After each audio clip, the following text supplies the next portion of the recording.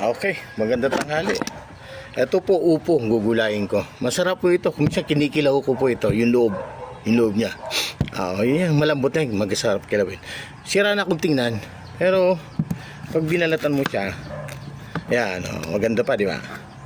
Kaya yan po ay ginagayat ko. Kukunin ko lang po yung loob ng upo. Yan, kung may kalamansi ka, yan, kunting bawang, suka, yan, pwede na. Yan. Pwede na po yan,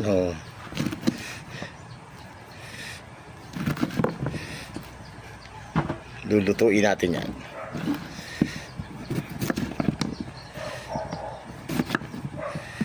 Pagdating po sa pagkain, hindi po kumarte. Kaya yan, mataba ako.